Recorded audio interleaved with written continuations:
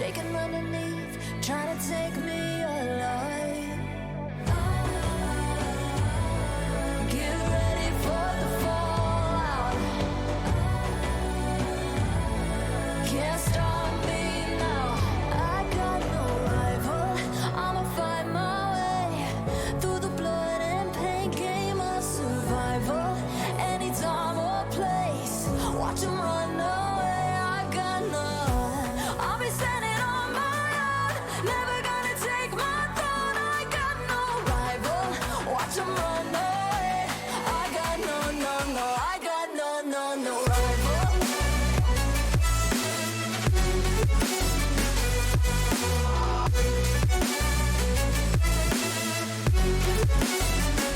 No rival.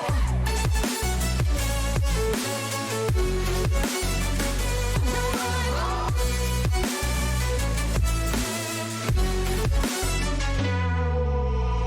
Tell me now, what you gon' do? We can do this face to face. The reckoning is coming real soon. Doesn't matter what you say. Try to tell you this is my moment. Can't take mine 'cause I own it. Don't you know that I locked and unloaded? You're out of focus. Get ready for the fallout. Can't stop me now. I got no rival. I'ma find my way through the blood and pain game of survival. Anytime or place, watch 'em run away. I got no. I'll be standing on my own, never gonna take my phone. I got no rival. Watch 'em run away. I got no, no, no. I got no, no, no rival. No rival. I got no, no, no, no rival. No rival. No rival.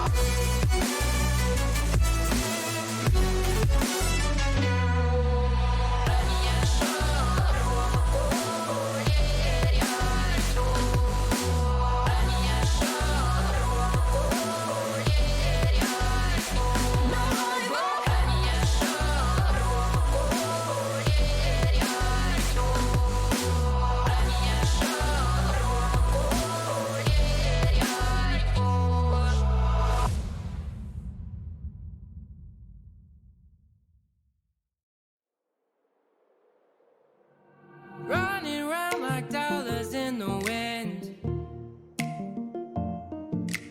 bending over backwards just to let you in. I told you that one day ain't never enough. You tell me I hate you, I still call you up. If we don't got trust, we can never have love. I was putting in the hours, I was. But you were calling me a liar, liar, liar, liar, liar. Yeah, I've been putting in the hours, I was. And it's coming down to now and now and now and now and never. I was putting in the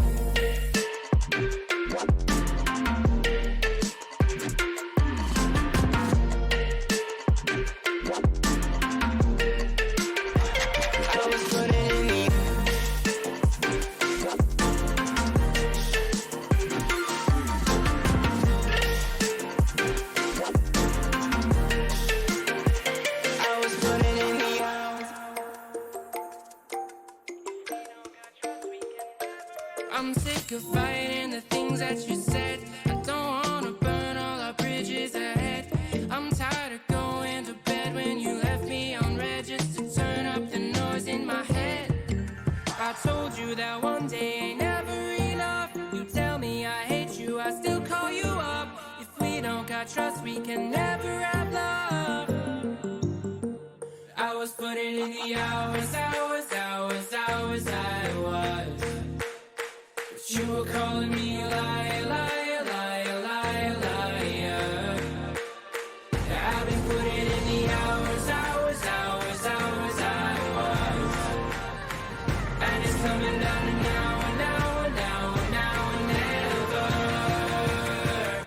was putting in the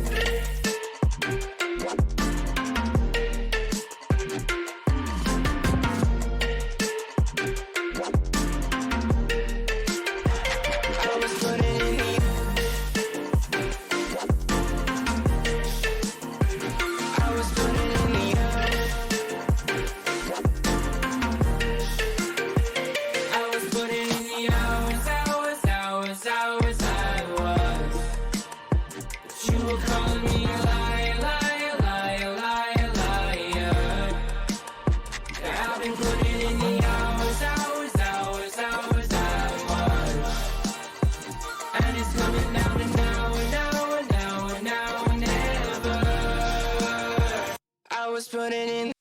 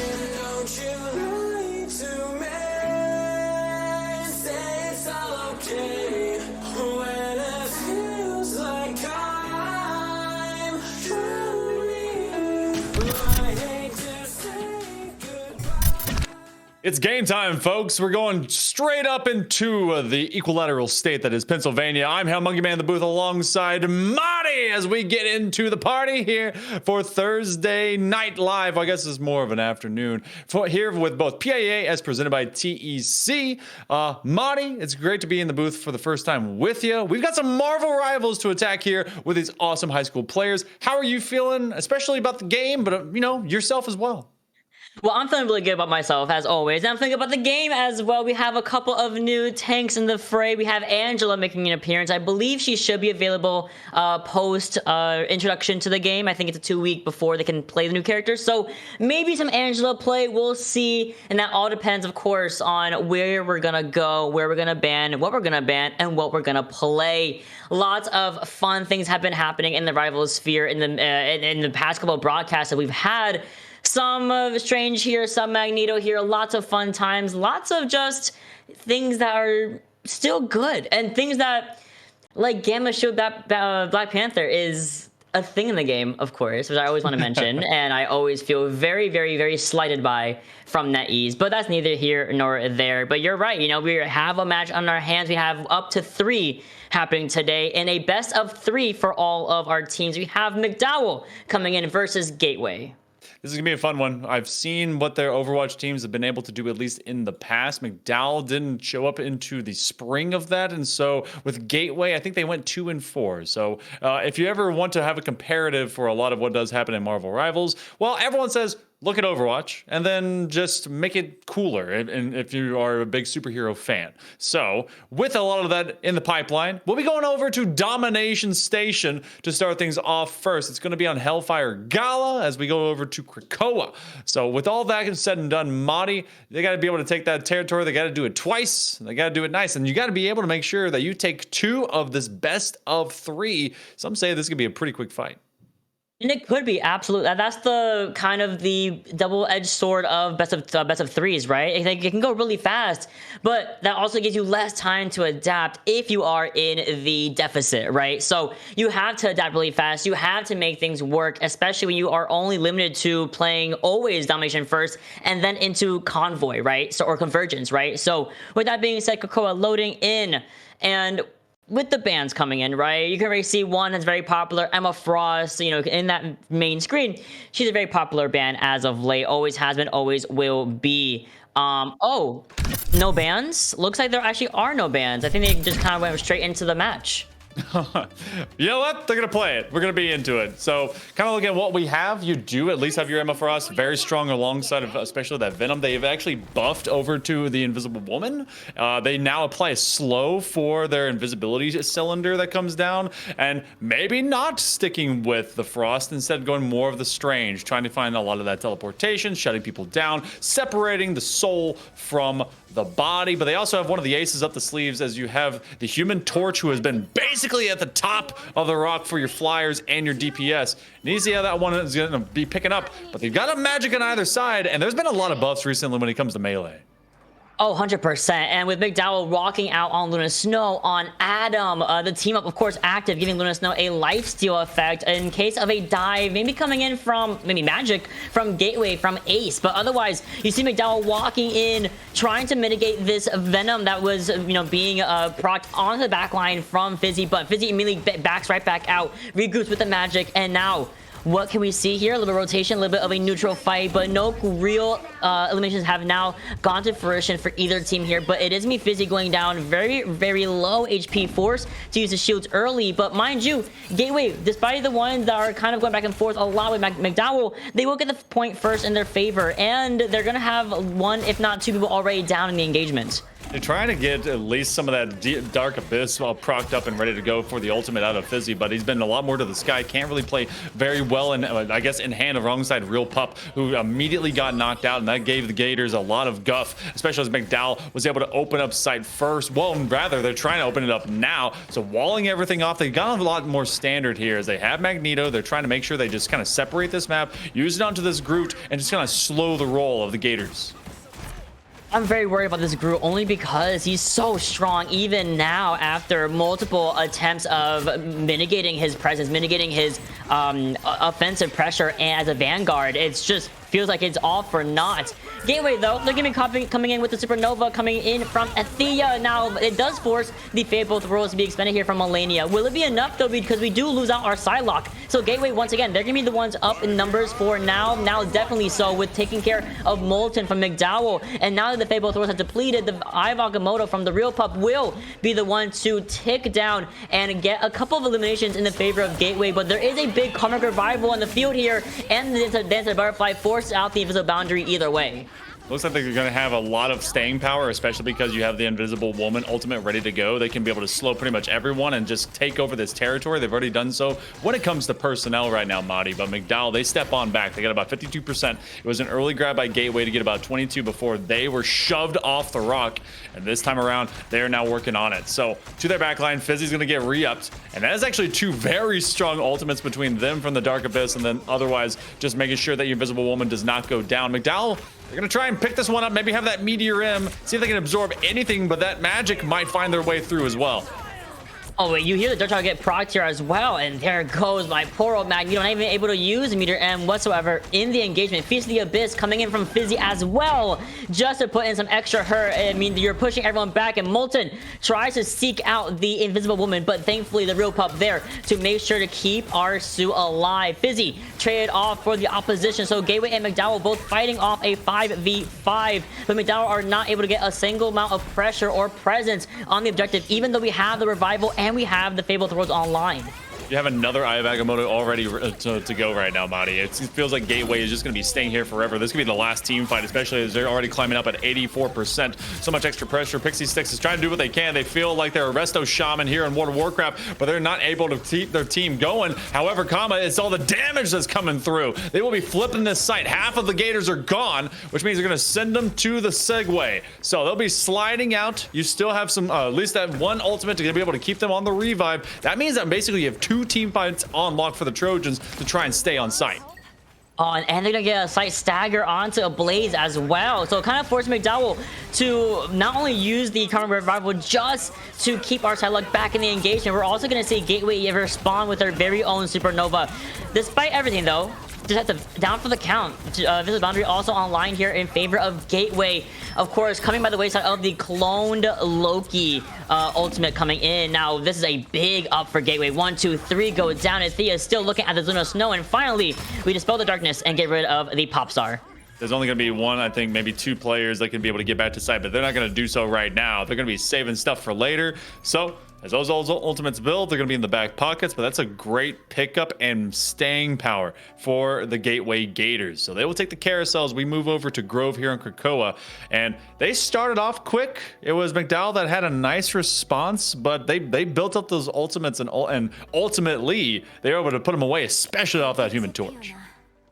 100%. And I mean, I love the Human Torch. I really do. And up until the patch that comes out for season 4.5, he is still going to be very much a menace to deal with up until we get that, of course, fruitful patch here, right? So with that being said, Gateway looking like they're running with what was working, and why not? They got the first round under their belt. Why change anything up? And we have two big ults to keep ourselves in the fight with the Invisible Boundary and also with the Dark Child. McDowell, we see a Cloak and Dagger coming in from 2 Wash, maybe running the triple support here, but my worry is just keeping a group by himself on the Vanguard role. I'm a little worried about that, but I do love Molten's idea of going Moon Knight here.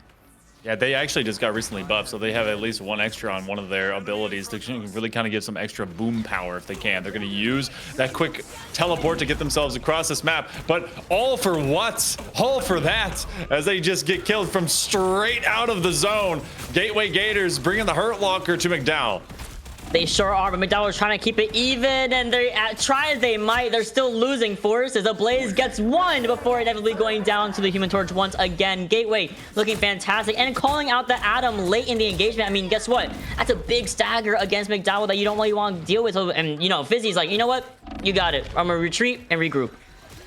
It was amazing because early on, Fizzy was not exactly kind of supporting too much what Real Pup was trying to do, but I feel like they were just trying to get their feet underneath them, see what the Trojans were bringing up early to get to that mid territory, and then Gateway Gators now effectively assassinating these heroes just as they get into mid line, having a brawl almost immediately, especially now if you're onto that Cloak and Dagger, trying to take a lot of them just mitigation of damage, see if they can be able to guide their team away. But now, as you're also seeing the Psylocke as the dance of the butterfly, they don't get any assassinations off of that one, so just kind of an empty ult.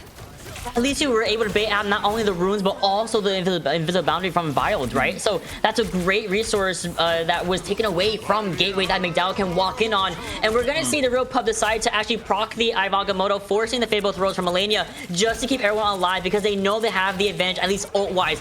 Not only that, they also have number advantage. Taking out the Venom early in the fight. Now we also are walking in with the Strangling Prison and the Eternal Bond from McDowell. I mean, at this point, this is just resources. It's so much in favor of McDowell. You have the clones, but to what extent are they going to be useful? Gateway need to regroup fast here. Yeah, it looks like Gateway's going to be taking a step back, but they already got 60%. They can definitely regroup, and they're going to have plenty on the board to not have to sweat it out, at least at this point in time. You do have at least a Comic Revival from out of your Adam Warlock, and they're going to have all hands on deck because the Punisher ultimate is also online too, and that one can be so bleeding. It can cut you down, and it looks like they may actually utilize Fizzy to try and just isolate their Punisher, see what they can do with him. But it's going to be up to Gateway. They're going to try and actuate off of this one as they dive topside. Oh, and look at that. Beautiful execution between Ace and Fizzy, taking care of the Punisher. Thankfully, Pizzy will be able to use the Karmic Revival just to bring back our Punisher, but can we proc the Final Judgment? I don't think so. It's going to be a big win here for Gateway, despite losing a Theo. Great, whatever. Face of the Abyss will get procced again from Fizzy, and it's going to be McDowell once more. Despite having a pretty solid way to win that fight, they weren't able to because guess what? They lost. Molten early, they lost so much good resources just from one single dive. They knew that they had to take that high ground position away from Molten because Molten definitely wanted to use that Final Judgment, and that thing is just able to just cut through any big hero. So they knew to combo up together. It was Thea as well as Fizzy that played well, and then now you also have the Eye of Agamotto. If they try to do it again, they're going to directly on site. So trying to shield up, trying to keep McDowell at bay, and trying to be able to turn this into a quick 2-0 domination. I mean, they have 10% more to go. We go up in the air for the Ivagamoto, stuns the backline of the Luna Snow and the Punisher. Pixie 6 always popping off, at least finding one, but it's all for naught as Gateway once again with 2% more to go. I mean, they're absolutely going to get the full cap here. 2-0 in favor of Gateway, giving them a 1-point lead and already on match point in the best of 3. You know what kind of hurts right there, Monty, is that their Punisher did not get to use their Final Judgment once. It was twice that they wanted to try and at least pivot off of that ultimate and see if they could do something more with it, but it all fell sideways because they were isolated. They looked for that fight and they made sure to not let them use it. So good looks by Gateway. Gateway showing the experience that they've gotten kind of out of their Overwatch side of the house, and it's definitely been able to move well into this one. And I mean, when you got a Thea with 10 final hits and 14k damage, you're doing a lot of great work. Oh, 100%. I do think, yeah, I agree with you 100%. The fact that Molten was not even able to press Q at any moment just because there is so much pressure being put onto the Punisher. And yeah, he has a grapple, he has a smoke bomb, he has ways to get out. But you can only do so much against some very hyper-mobile characters like Magic, for example, like Venom. You can only survive for so long before inevitably, yeah, you're gonna go down, and you're not gonna want to utilize the Final Judgment because guess what? You're just gonna get melted down so effortlessly. And I was only worried for a second because if Molten Core was able to build out or at least use the Final Judgment, there wasn't a mag to negate it. There wasn't really even support ultimates to an extent. Can't really heal through a very precise aiming of the ultimate either. You can absolutely die within a Luna Snow ultimate, within an invisible boundary. So thankfully, of course, the Gateway mitigated that from ever happening. And now our second map should be Convergence. So anything goes between the Convergence map pool of Central Park, Hall of the Jalia, or Symbiotic Surface. Most teams will kind of gear towards Central Park more often than not, that I've noticed.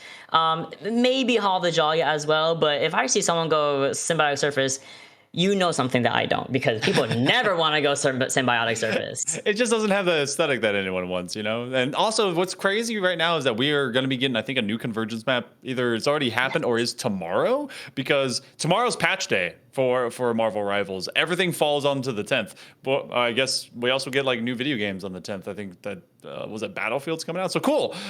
So all the shooters are thriving out here, Monty. But you get Daredevil. They will not be available until, I believe, if math precedes me, it's week 4. So they will not be available this week because they don't exist yet. And then 2 and 3. And so you'll be seeing them in just about 3 more weeks. So some players will try and shift things around with them. Angela, I'm not surprised to not see them kind of walk into the Vanguard pool, at least into that opening domination. It feels like they're much more, especially with the thrown slow off of that spear. Feels like it's going to be much more, all right, we want to trap people off of sight, away from a cart, see if we can use that much more, maybe for this convergence map, see if that one kind of rucks up. But I mean, if from what I know about high school esports, some of these players may literally just kind of one trick into what you've already seen heroes wise. What do you want to see shifted? Who do you want to see maybe move around? Oh, well, first of all, it comes down to, do we have bans this time, right? And if we can get bans out, this could also be an opportunity to force some of those swaps, right? I think a big one that McDowell want to get off the field is maybe that Human Torch, maybe that Psylocke as well, and kind of just get them out of the fray. Maybe even the Venom, I think, would also be something to target and kind of force Gateway off of comfortability, off of what they love to play and what they are known for, right? McDowell, on the other hand, I think keeping 2 Vanguards is a must, I think. If you want to run triple support, definitely valid. I do think that composition does have some viability, especially before tomorrow when they eventually essentially nerf the composition. But you can play that with one duelist and 2 Vanguards, only because I do think there's too much pressure being put onto just the group from McDowell. You can only do so much by yourself against 2 Vanguards, 2 duelists, and 2 strategists that are very individualistic. They can go on so many different off angles. There's not someone protecting your 6, protecting your 7, not really looking anywhere around you. So with that being said, I do think compositions wise, we need to switch up the amount we have of Vanguards, duelists, and strategists, but also maybe some target bans. Maybe if bans are enabled for this one, some target bans on that Human Torch, because he is still a menace, especially when you're able to facilitate the Human Torch and the Invisible Woman team up together, because then he becomes so self-reliant. He doesn't really need anybody else to go in and do what he needs to do.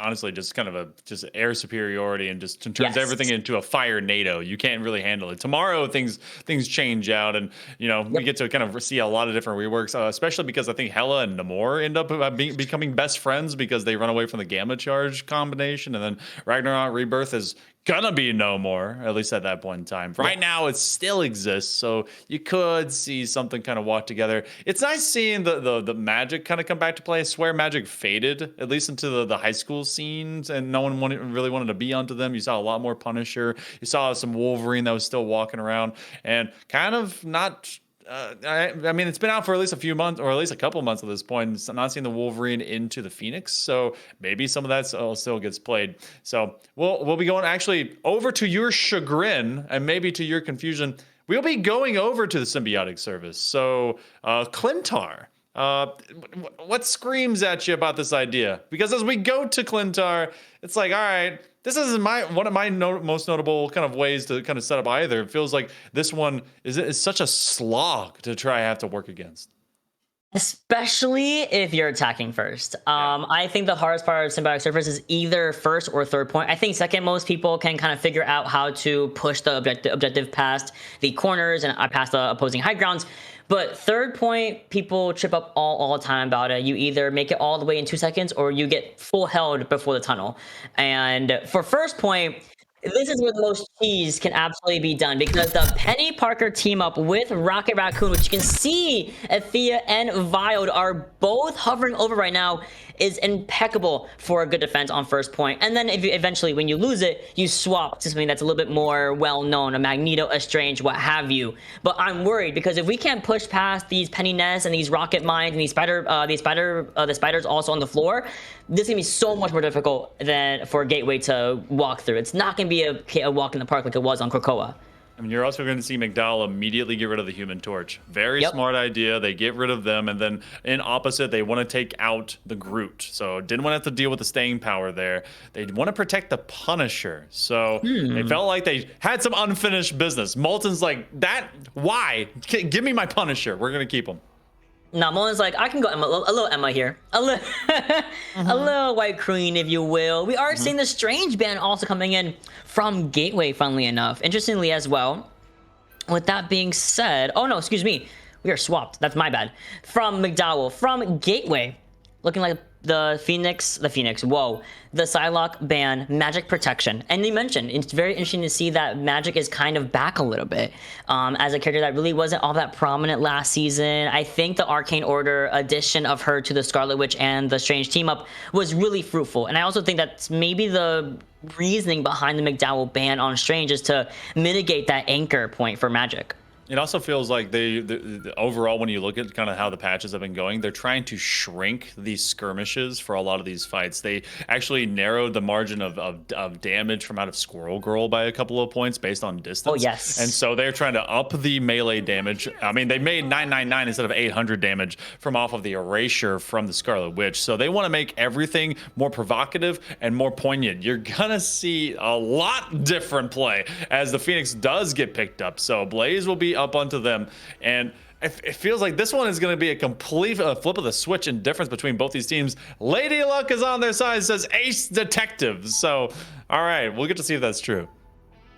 I always like watching match chat shenanigans because they're hilarious. They really are. But Gateway, again, gonna be on the defense here. Athea off of the duelist role, going over to the Vanguard role. Same thing with McDowell's Molten, now on the Vanguard role themselves, you know? So some role swaps a little bit here, but of course things can always change once this defense phase may go well or not well for Gateway. And that, again, it comes down to, can McDowell break through Gateway's defenses? Can they break through this Penny Parker and this Rocket team up? As a Rocket main myself, I love this team up. I feel like a really not good person whenever I'm able to set up my Rocket mines. I'm able to set up my Spider nests. Like, it's difficult. So I think McDowell, oh, they don't have Strange. They can't even TP to the back. Oh my God, they got brute force it. Oh my gosh. Yeah, they're gonna be walking in with Iron Fist. They're gonna hope that they can do a lot with a little, and especially because they're utilizing that Jeff also leaving behind that healing pool whenever they use the It's Jeff ultimate. So they're gonna see what they can go in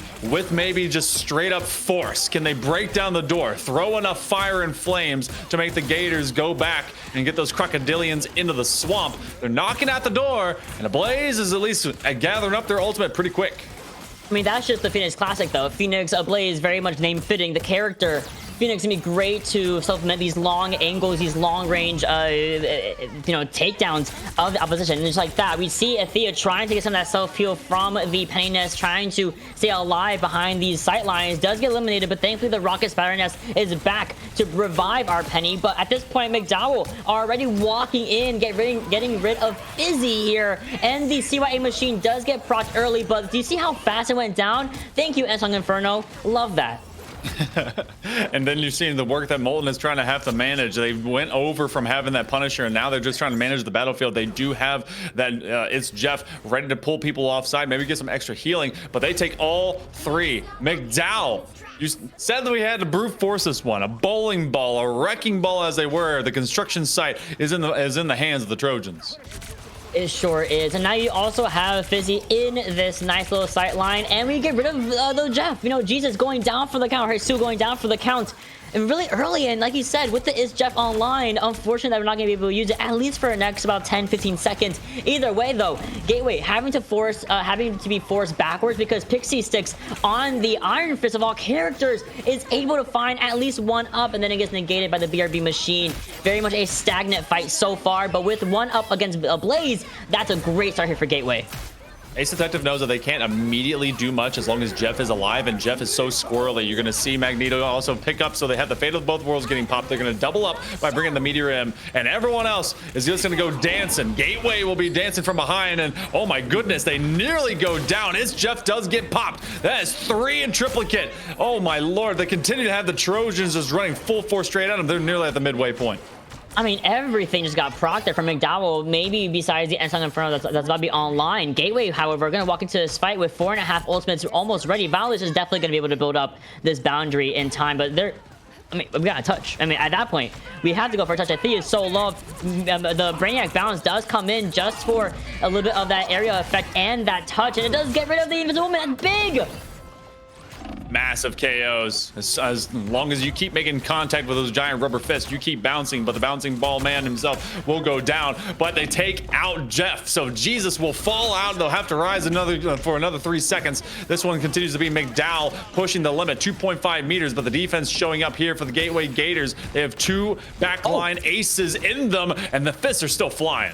Oh, they sure are. And the Iron Fist is trying to get away from the engagement. You saw how Theo was like, over here, fuck. And then he got out anyway. What a shame. Either way, like I said, 3 ultimates are still online here, only using the Silent Seduction and the Brainiac bounce from Gateway. McDowell only really relying on the Ensong Inferno, which is really just going to be pressuring out Vile, pressuring out the backline, Olgiana, who's also on this Loki here.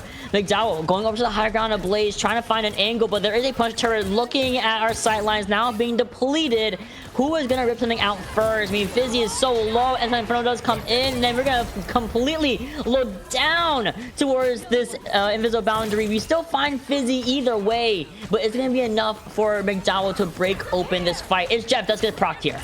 Izzy and Ace falling out as 2 big ultimates that do get out of the way, at least for your duelists. They're going to try and drag at least a couple of people away after they leave the healing orb behind. They have both their Loki as well as their Emma Frost. So going to put them to the corner and see if that is able to upend it. So opening up a territory. Still, this card is moving backwards. This is not the way that you want to go. Finally, looks like McDowell has been able to take control. But for all of a moment, this one is just slice and dice. Make it nice, especially on the Dark Child, as Ace saved that one for later. Oh, for sure. And guess what? McDowell are not backing down. They're still going to come in with the aggression onto the Loki, onto the Emma Frost, which, mind you, as a reminder, we're separated from the fight by Jesus. So McDowell are looking fantastic. Despite going down a little bit in that fight, they still re-engage with their advantage state, with their resources, and also just getting out that Vanguard, their only Vanguard, by the way, and also getting out that Loki, who had the duplication. That's big. That's fantastic for McDowell.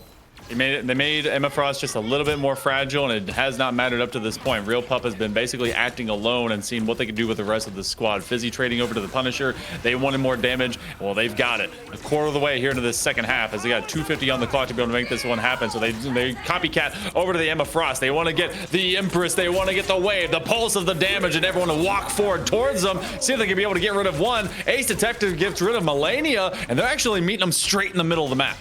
Yo, I want to give my kudos to Pixie Sticks for even bothering to look in the face of a Silent Seduction and still find kills at the end of the day up against Ace Effective. Now looking at this Emma Frost, looking at the front line, there goes the Real Pup, there goes the Loki, there goes everybody. I mean, now you're looking at the Invisible Woman. Are you going to be next? Oh, you cannot get away from this Iron Fist. Of all characters, Iron Fist is the one really leading the charge and getting these wins here from McDowell. Oh, tell him Jikundo, that's yeet of that hero straight out of this lane. So this is going to be McDowell and the Trojans. They're all of a couple of meters out. You're going to have one last Empress, everything getting popped. Gateway trying to make their final stand. Oh, we're going in with the rest of the team here, McDowell. I mean, you're going down one person. The Fat Pauper time gets 4 people stunned out. Did Athea do it? Is it gonna be enough of the Dark Child to boot? Oh, it absolutely is. 2 going down, 3 in fact from McDowell. Wash just now respawning. And if I'm Jesus, if I'm a Blaze, if I'm Pixie, I'm respecting this. I'm backing out because you still have a minute and a half to push this objective. They bring out the thing to get a bit of the thickness, so you have a lot of deterrence. You have a lot of mitigation stay for all that damage that was being poured out by McDowell. There's no more ultimates right now, Madi. You have McDowell. They have a couple here with both of their strategists, seeing if they can be able to just let them last onto site. But it is stuck behind this major tree root. This is the part that you were talking about. Is so tough to not fumble. But hold on, it's Jeff is coming out, and there is as you mentioned, a healing pad left behind for the team here. We did kidnap the Loki, I believe, yes, and we're gonna be looking at that mini pad. Can we kill Loki in time before we get that duplication? I'm not sure. Wash walks in with the invisible boundary instead. This gives a lot of freeway for McDowell to continue to try to move the objective and also shut down the thing of Thea. There goes Wild. Will we get Ogina back in the engagement? No, goes back to the spawn room. And ladies and gentlemen, that is a full cap of Symbiotic Surface with just over 30 seconds to spare. They still have that Insong Inferno left at the end. They could have still cleared him out if they tried to come through. 31 seconds. And Gateway Gators, the best thing is that one of those fights looked like it was going to be a snowball completely in favor of the Trojans, and then they stopped them right at the archway of that tree root. So right at the last moment, I think they bled at least about 2, maybe even 2.5 minutes out from what could have been a much more favorable overall timer. So let's see what the Gators bring to the table. Looks like they might be hovering over that Angela. Let me see some flyer action with the Angela real pup. I'm begging you. I love that Vanguard so much. She's just she's just so cool. But no, it's gonna be the Hulk with the Namor team up. I know where you are. McDowell, though, playing a lot more honest characters. We have the Magneto coming back. We have the Iron Fist coming back. Wash is still kind of deciding, okay, what should we play for defense? We're gonna go triple support or triple strategist either way. Gateway still kind of deciding what worked, what didn't work. The Emma Frost from Fizzy, I think, will work a lot here. I mean, the Sun Selection itself, great ultimate to have. Thea and the Rope Pup with the Gamma team up, of course. We've been victims of it in comp, in regular play, in pro play, everywhere. There's a reason why it's so good. I'm glad they're going to try running it on the attack phase. It's going to be interesting seeing into the 4.5 patch and getting Namor over with Hela. That's going to be a wild sort of team up between the two. But it's Gateway. They're going to be bouncing out of this one. And again, no one's really relying on the Doctor Strange to teleport themselves across the map and try and take it from the high ground up from behind. It's just straight up meeting into the streets. We start snapping.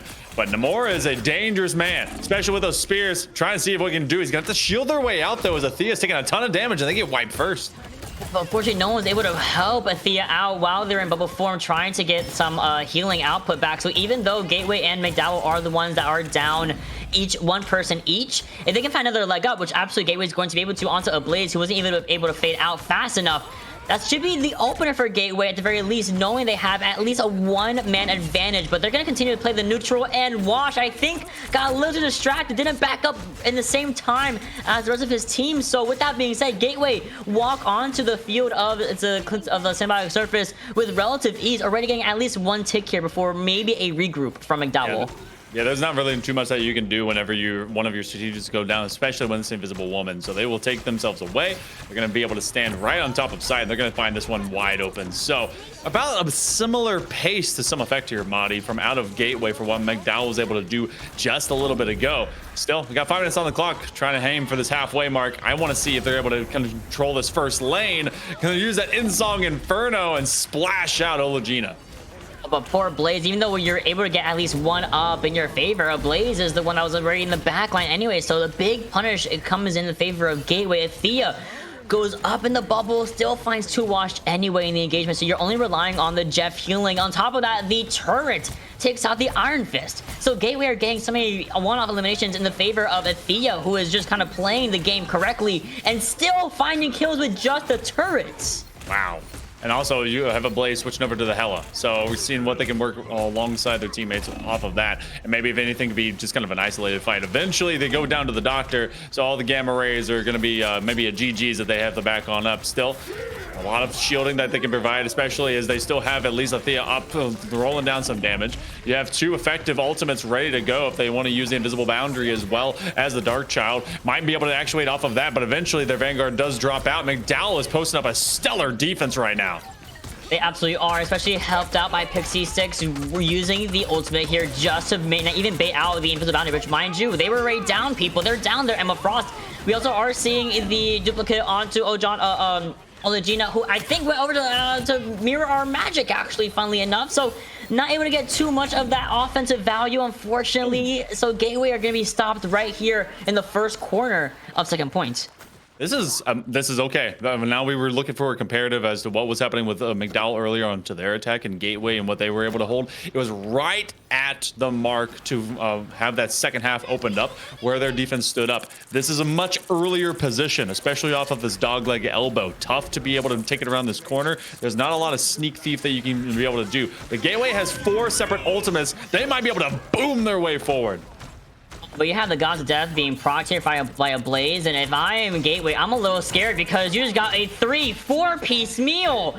No combo, no nothing, no drink, no biscuits. That's big for McDowell. Oh my goodness. An individual ultimate like that, often you see a lot of great shielding and mitigation that especially goes towards the Goddess of Death. But when they simply grab a 4-banger, like, what are you gonna do? Wow, okay, so Gateway, the good news for them, that ultimate is gone. They have nothing used in reaction to it, so they do reset. The problem, they got about 2.5 minutes left on the clock. It's Jeff right behind them, so they get caught from behind. Actually, that's gonna be off of Athea as they use their ultimate. Now they swing in. That was a great Horn of Proteus from Athea. I mean, it kind of just, I don't think Wash would really go anywhere. Neither can Jesus, clearly taken down by the Dark Child and pretty much cleaning up the rest of the opposition with the Silent Seduction. And I love the old like patience we had from Gateway, not using the boundary, not using the Monster Hulk. Really good with holding these ultimates here. They got a Mischief ready to go, and they still have full Gamma from out of Real Pup, so they have the ability to basically stay and survive directly on site. It's Jeff coming around the corner. They're going to separate it for all of a moment, so that's maybe just kind of a zoning tactic. They do eventually get a trade of KOs as Ace does find Jesus, so there goes your Jeff, and now that invisible boundary pops up as Gateway wants to be able to hold this site. I'm not sure they can be able to. I mean, they're only relying on a Blaze to get some lucky headshots, some good aim, and some kills. Pretty much while the rest of his team is going down for the count. And here comes the Gods of Death once again, having been so fruitful. But as you know, you might have kills, but you can't touch that point. It would at least take away one of their key strategists, and then they just keep leaping away. This one, the Real Pup has been hanging on to their ultimate for a rainy day, and it may start storming here in all of a moment. They're going to clap hands, and they're going to be applauding with the rest of their squad as that point extends just a little bit too far. But they're the ones going to be the one to lead the charge. You see the extra shields, that got buffed as well here for all the extra mitigation that you get from that. So McDowell, they're seeing this one now propelled against them. They've got a hold. They have to, because Gateway has 2.5 minutes to continue this push, and McDowell needs to make sure they do not let them cap those 3 points here. Here comes not just one, but 2 ultimates here from McDowell. One offensive, one defensive. Vile going down. Fizzy also following suit to their brethren. Horn of Proteus might be fruitless here. Just get a stun to Molten and elimination onto Millennia. But, I mean, the power of the Dragon is very much won with Pixie Sticks here. Running it down over and over and over again. Doesn't matter if he's got living chi or just ultimate fist. Dude is ready to be able to bring the Hurt Locker. McDowell will stand and deliver. They take away that symbiote. Now it becomes a matter of time and distance. To be able to get this one into an overtime, you gotta get it no matter how much time, be it overtime or otherwise. And Gateway, they have to find a way in. Okay, the elimination onto Pixie Sticks might be a big way to open this fight up here. Now they can start walking to the tunnel, and we're gonna back up the tunnel because guess what? There is a final judgment being looked at in this. Oh, there's a lot of things going on here, man. There is 1, 2, 3 ultimates, 4 ultimates having been expended from McDowell. Jesus gonna be going and using the It's Jeff right when we get it, and why not? Leaving a nice field of healing for everyone from McDowell to expend here. And Jesus, I think, has a couple of bodies in that mouth. Where will they go? Goes not really nowhere, but good separation, good disengagement or forced disengagement from Gateway here, as they're now only under a minute left to push this to 3rd point.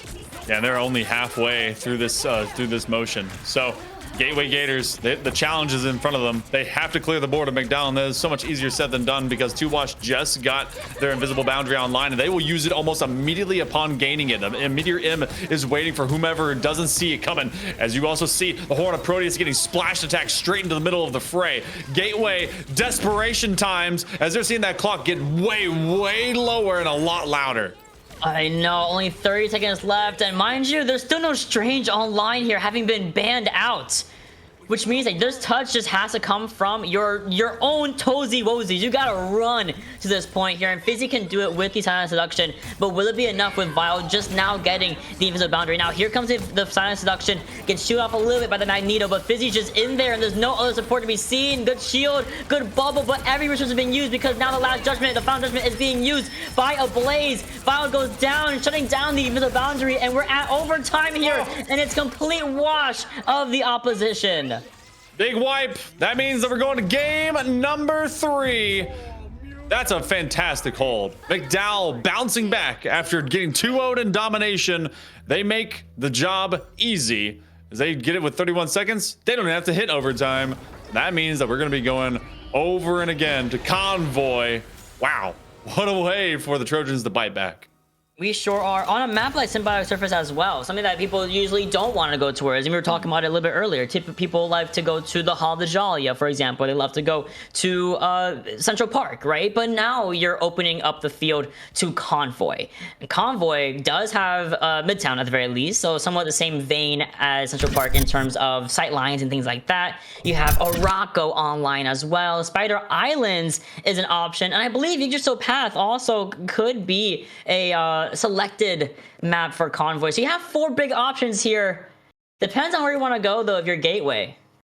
Yeah, if I'm wanting to play it a little bit more bright and shiny, the losing squad, we can move away from all the darkness of the Symbiotic Surface and move over towards some Yggdrasil. That's one of my favorites that I like to play, at least when it comes to Convoys. So we'll see if that kind of changes things around. Do you change out your bans? You got to see so much value by taking away the Doctor Strange. You got rid of the Human Torch. I feel like everything that McDowell wanted to get rid of gave ultimate value. But let's talk for the side of the Gators. What do they got to clear the board of? Great question, because it's like because my initial thought was, okay, if you ban out what they're comfortable with, maybe they might struggle, and struggle they did. You know, they couldn't even get past the tunnel phase of Symbiotic Surface, and they didn't have their go-to character. They weren't able to play Human Torch to clear out those long lanes that you can do so with Torch. Supernova and his regular normal fires, like, they're great at doing that, and they just, it's a struggle. They couldn't find the answer. Not having Strange also as well, I think, is a big boon against Gateway. So there has to be, or big bane, excuse me, against Gateway. So there has to be some maybe different protections online here. And also depends on where you want to go, because all these maps can favor different compositions. For example, the first thing I think of is Midtown. That favors your Squirrel Girls. That favors your Phoenixes, Hellas, your Moon Knights for that kind of spam and long sideline pressure they can put on. Or if you go something like Yggdrasil, do we want to play triple support? Triple Vanguard, very popular on defense side of Yggdrasil. It kind of depends on what is the plan, where do we go, and how do we protect some of our characters like Human Torch, for example. Ooh, and you were just talking about Midtown? Well, we're going to Midtown. So all the characters that you named were pretty much every single hero that was being played by the Trojans. So McDowell has a chance to kind of have a micro reverse sweep inside of our best of 3 for this first week of competition against the Gateway Gators.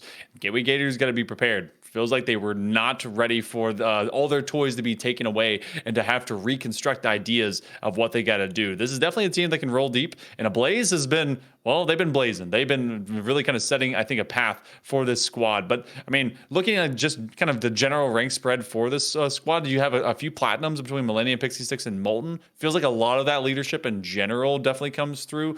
Thea from the other side. All the players that should be showing up definitely are. We go to Midtown. This is the last one, at least for our first matchup. I think we have at least 2 more, depending on how our schedule is going on today. What a banger it's been so far. I love it when these series go the distance. Oh, 100%, especially when they're just best of 3s. You know, best of 5s can go for a while, even if you go to like map 3 or map 4. For this, you have to play at least 2 maps, and then sometimes it can be such a quick 2L. We've seen it multiple times in the past, whether it's here or other productions, other tournaments, what have you, right? From the pro to all the way to the lower level, right? So for us to go all the way to map 3, first of all, I love it. And I think all the 3 maps that we're seeing today, well, we can't do that. But all the maps we're seeing today I feel like really showcase a lot of flexibility from our players, a lot of different compositions, different ideas, and different ways of just tackling the same problem, moving objective A to objective C. Well, if we see anything, it might be Real Pup and Company trying to do it with 5 magics and a blade. So, you know, I don't know if that gets to happen, but they do get rid of Iron Fist. Feels like that was a prerogative that they wanted to file. They just were being beaten on the back line. Magic will be saved, but there's, again, not going to be in Doctor Strange, high value of getting rid of that Vanguard.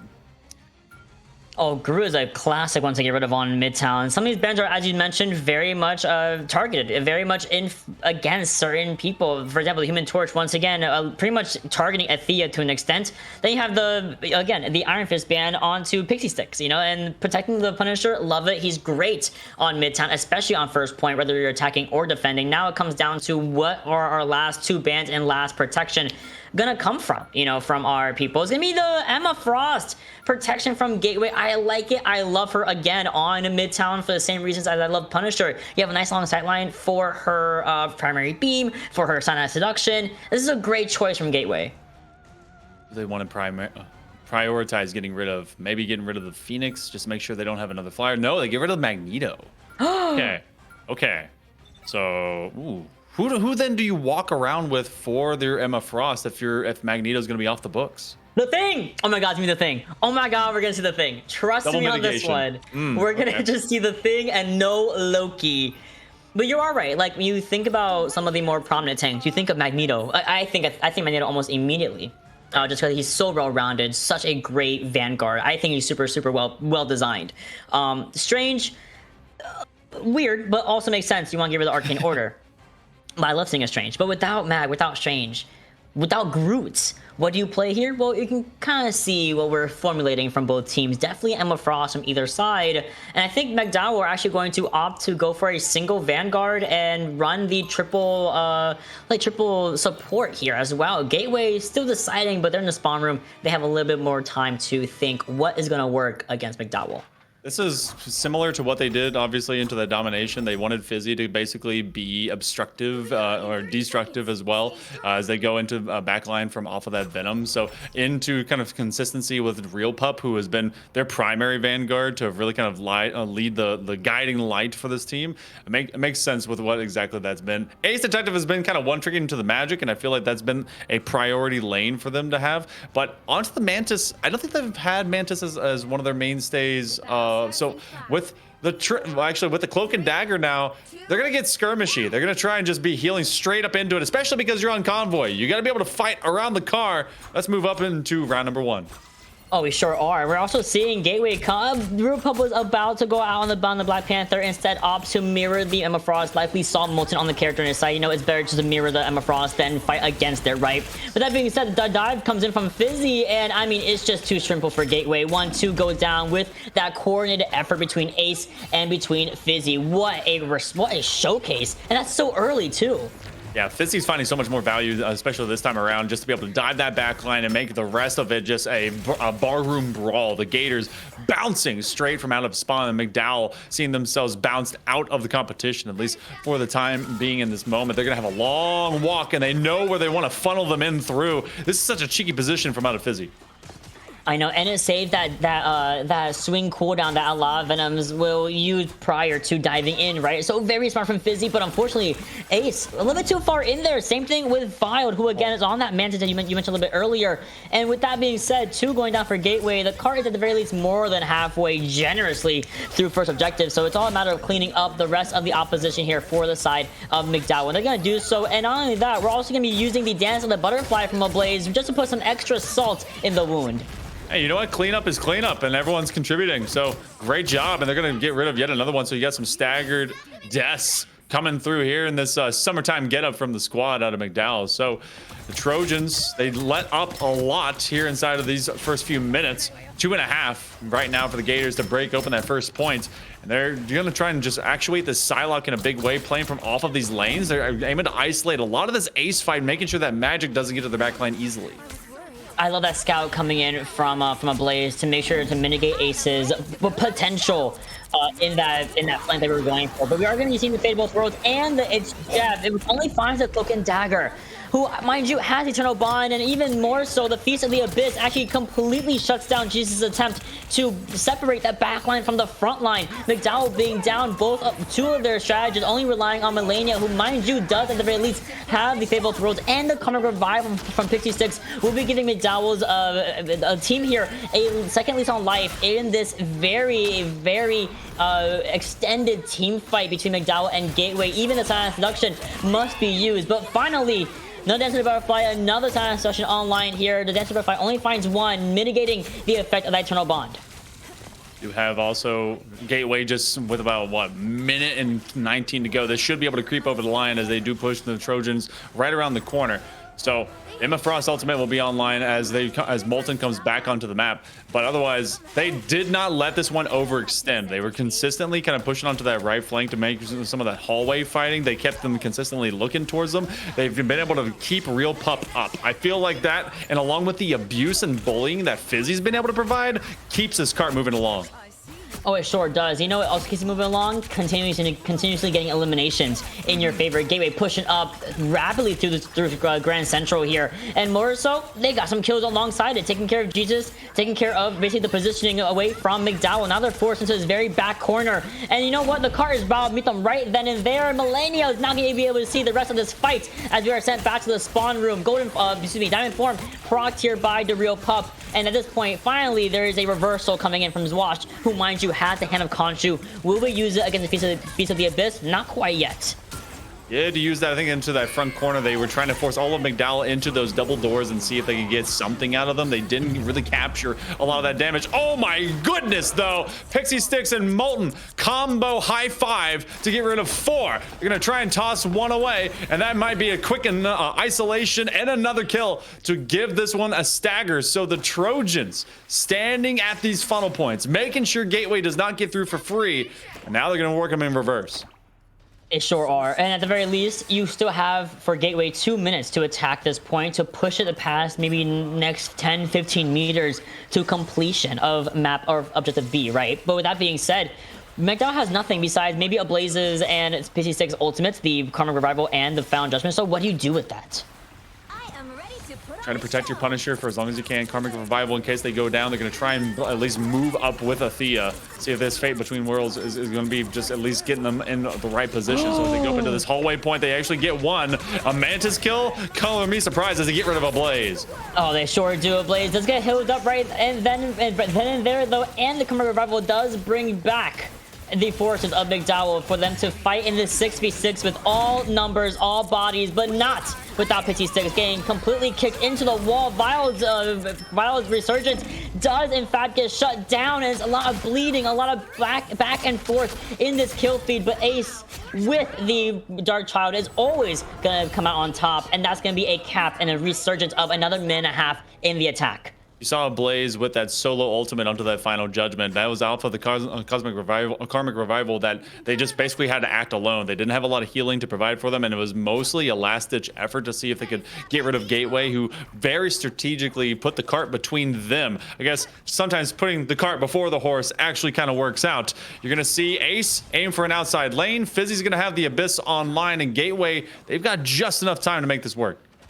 Oh, 100%. And again, lacking some ultimates, we are going to see Jesus's It's Jeff online really, really soon here. But will it be enough against Gateway's forces? Will it be enough against Ithea's upcoming Fate of Both Worlds? Will it be enough to out pressure this Emma Frost? And can Jesus get out? 1 bubble, 2 bubbles going down, dive right back out. Nicely done from McDowell, keeping their forces alive. And you know what? I love this. They're pushing into their spawn area and making sure they keep the space at least for the next minute and 45 seconds. That jet stream is just such a precarious distance. I mean, it's not really doing a ton of damage, but it's just enough to kind of keep you effective. And so Jesus will make sure to prioritize staying alive. They have to run away from Fizzy, who is definitely aiming to get a shark into a pincer and see what they can do with it. They have the Abyss available. You have a lot of ultimates that are all about to be popped. They do pop the Abyss. Can they chase them down? Looking to get both strategists at the same time. They finally get Jesus.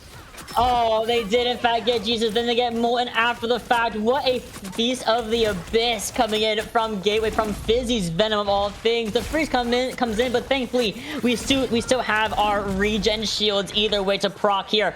Unfortunately, at some point it will be very much short-lived as Wash finds the reversal onto the Venom. A Blaze on the Phoenix now. Also another, it's Jeff comes in and it just finds the Cloak and Dagger, but of course we're gonna completely shut that down. What is next? Ensign Inferno takes care of the Emma Frost. It's a lot back and forth. Revival is online though here. Will it be enough for McDowell to come back into this fight? Trying to zone out some extra damage. A Blaze switching over to their Phoenix just in the nick of time. They didn't find a lot of value from off of their Punisher. You have two big ultimates with Millennia and Molten. See if they can be able to just keep everyone walking into the Empress and maybe heal them through. Pixie Sticks on this off angle. They don't have anyone or the ability to revive them. So all of this is just going to be raw output. 25 seconds to go. Can they overcome the Gators? It has to be done with a Dark Child. It has to be done with a Silent Seduction. Both of these ultimates need to be used with one or another. Pixie Six does get slapped, but doesn't really find a, thankfully, doesn't get punished for that. So he's still alive in the engagement, but now here's Silent Seduction instead, alongside the response of Millennia's Fate of Both Worlds. The Real Pup getting super pressured out. Dark Child also in the back line, but no one's getting killed because everyone's just inside the Fable Throws. And then also the Hand of Country from Wash finds one, if not two. Jesus gets the assist onto Ace, and suddenly Gateway losing their forces. Resurgence is great, but is it going to be enough against Ensign Inferno? I think not. Oh my goodness. Using the Phoenix ultimate, slamming down. That's gonna be Blaze that clears the next one. Feels like Gateway is gonna be staggered at the door. This cart under full control by the Trojans. They just gotta get rid of one. And Athea can't do it with Spider-Man. There will be Spidey slinging back to Brooklyn, and McDowell will have themselves a chance to take this game as they take and stop the Gators at the door. Only 2 points. They know what they gotta do to win this series. But it's gonna be a lot easier said than done. Oh, just full cap Central Midtown. Yeah, okay, buddy. You gotta really work hard to do that, especially running out on first point. I mean, Gateway, I'm sorry, McDowell looked great defending on second point, even third point to an extent, but first point they struggled a lot. So with now, or they struggled to attack it. Now, with McDowell now in the defense here, will they get some more time on the bank here? Will they be able to hold Gateway hostage for a tiny bit here? It all depends on how this kind of comes down. Again, refresher on all the bans. No Groot, no Strange, no Loki, no Human Torch. Lots of things that McDowell loved to play, that Gateway loved to play. So if we're going to be keeping this Moon Knight, I love it. If we're going to keep the Adam and Luna and Jeff, again, a triple strategist composition that feels so disjointed, but it's working great. I love it for McDowell. Sometimes it's just about being comfortable in what you're wearing, what you are. Absolutely. And you know what? Let's go with pocket picks. Let's see it work. And Two Wash, I think they switched. I cannot remember if they were on to this Moon Knight the entire time, or if that was kind of a late game, late round switch up. But it found so much value later term. Moon Knight can be such a trickster of his own right, trying to be kind of like Loki, so much off-angle play. And if you aren't tracking him down, well, Two Wash will get some free picks. 100%. And I think Two Wash did stay a different character in the very in this phase, but then I think around point B we swapped that Moon Knight, which again, so much value as you mentioned earlier. Someone who's early on against a dive from Fizzy, who is kind of in there a little too much, getting pressured out, going up on the wall against the wall, trying to find his mini pack. And do we find it? Yes. Do we find a kill though? It's gonna be a Blaze back on the side lock, finding the opposing diver in their favor, giving McDowell again a slight leg up here, a little bit of a reversal, taking out the side lock. But Gateway are now overly relying on just his Cloak and Dagger and Luna Snow to supplement the rest of the healing output. Athea going down. Oh, we gotta back out. Oh yeah, they're backing all the way out. Both their strategists were out of the way. Fizzy is trying to do what they can, but it is McDowell that is done with the bullying, done with the nonsense, and done with that Venom being in their face. So Molten will be the tip of this, I guess, this ship, as they will be simply breaking through the tide. And this will be a big fight just around this corner. First point to try and open things up. Gateway does not want to just get bowled over by the Trojans. They get for a touch here. Nice little grab. Kick the Mantis into the Hand of Khonshu. Hold on. Could have been big, but We stay alive because Thea does proc the Fable Throws just to stay alive in this fight. Gateway finds one up, taking out the Adam. But of course, we're going to go for the revival. We're going to self-cocoon. And we're going to come back into the fight here alongside Ablaze's Dance of the Butterfly. Does it find any numbers? No. It's Jeff also gets used. Finds 3, 2 good, or 2 bad, 1 good. Taking out the Emma Frost and the Mantis away from the engagement. All the way back almost to their spawn area. And now they're officially out of the fight. Eternal Bond getting popped, and then they are staggering a lot of their good strategic ultimates, especially because Violet they were actually had their Soul Resurgence, just keeping everyone high and mighty. A comic revival for by Pixie 6 for a couple of their players, but still McDowell is not seeing all boots standing at the same time. Ablaze trying to just keep things cool onto this Psylocke, work their way around into the madness. The hand of Khonshu coming through. Goodness gracious, I was telling you, Moon Knight feels like it just hits you from out of nowhere. The sky opens up and Egyptian gods' curses come down. Yo, I'm telling you, Moon Knight has been a staple on this map since its inception, since its introduction about 2 seasons ago. He's just so good at not only booting up his ultimate, but also all these small little lanes. Yeah, Hannah Khonshu clears them every single day of the week. It's so tight. It's so good for Moon Knight here. Now as they open up point B, see themselves at least kind of stay to the card, just not overextend. I feel like some of the fighting that McDowell lost in our earlier parts of the series is when they were separated. Gateway obviously wants to dive on in. That's why Fizzy exists. You're gonna have that Psionic Seduction. Ooh. If anyone comes up for free, that's Ace Detective will take advantage of the moment. I mean, I want to say Watch was able to kind of slide out, but the rest of his team cannot say the same. Gateway really taking out numbers. 1, 2, 3, 4, 5. And I think Jesus went down first, so Jesus kind of just backed out back to the spawn room. It's a very quick fight for Gateway, and they built up, guess what? The Feast of the Abyss and the Dark Child. This is great for this next engagement. All we got to do is make sure we don't go down early to the Dance of the Butterfly. To be a tough directive to basically have, because I mean, Dance of the Butterfly on its own can be very damaging to your backline, but if you use it solo, it's not going to find as much, especially. But they'll have that Dark Child pop on out, just wait for them as they actually will use that extra bond. So now they move through directly back onto site, see if they can be able to get off of that Onk, and now it's just a matter of can they get through this funnel. Well, we're going to be able to use, we're going to layer the Fabled Worlds after the depletion of the Eternal Bond. But of course, it's Jeff comes in to find any bodies. It finds 4. Just keeping our enemies closer than our allies. There goes our Emma Frost being taken away to no man's land. And it allows McDowell to actually find 3 bodies in the engagement. And look at how separated poor old the pup is. 1, 2, 3. A little stagger as well. Why not? Asking to die, please kill me, please make me respawn. They're like, okay, fine, optional. Yeah, that's okay. Yeah, we'll get there eventually. So this next point B, this was a struggle bug for the Gators just a little bit ago. McDowell's defense really showing up, but that double door kind of split off in the middle is definitely a tough way to go. Ablaze will already get 1 from their Dance of the Butterfly, and that's a great way to start off.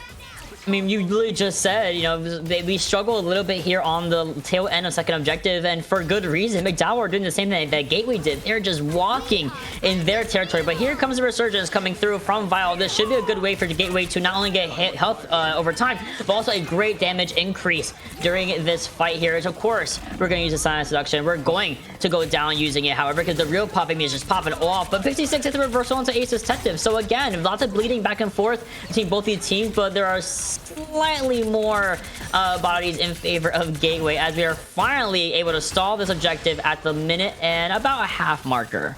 Yeah, it looks like about a meter away. You could probably kick that car and it would bump forward just enough. I feel like this is going to be a clear out of Molten, and it will be. It was earlier a moment ago, Ace Detective looking like an old man as they were completely slowed up trying to drag that sword along. See if they can be able to find one. Fizzy goes down. Maybe they'll do more with that. They choke slam Ablaze out of the way. The Dance of Butterfly comes right back through.